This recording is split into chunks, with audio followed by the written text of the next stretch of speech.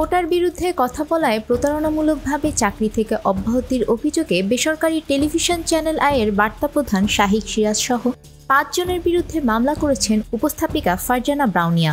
বুধবার তিনি ঢাকার চিফ মেট্রোপলিটন ম্যাজিস্ট্রেট আদালতে এ মামলা করেন।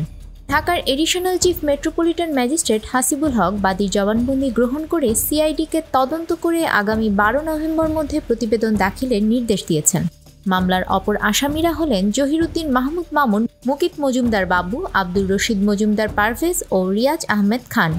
উল্লেখিত আসামিরা সবাই আওয়ামী লীগের রাজনীতির সাথে জড়িত মর্মে এজাহারে বলেছেন ফারজানা ব্রাউনিয়া। মামলার অভিযোগে বলা হয়, ফারজানা ব্রাউনিয়া আসামিদের অধীনে চ্যানেল আইয়ের ম্যানেজার মার্কেটিং পদে ১ লাখ টাকা বেতনে চাকরিতে যোগদান করেন। তিনি স্বর্ণকিশোরী অনুষ্ঠানে উপস্থাপক ও পরিচালক হিসেবে দায়িত্ব পালন করতেন। ২০১৮ সালে কোটা আন্দোলনের সময় শিক্ষার্থীদের পক্ষে কথা বলার কারণে ১১ অক্টোবর তাকে প্রতিষ্ঠান থেকে নিষিদ্ধ করা হয়। তিনি মৌখিকভাবে প্রতিবাদ জানালে আসামিরা জানান, যতদিন পর্যন্ত তাকে লিখিতভাবে বরখাস্ত না করা হচ্ছে ততদিন পর্যন্ত তিনি মাসিক ভিত্তিতে মজুরি পাবেন।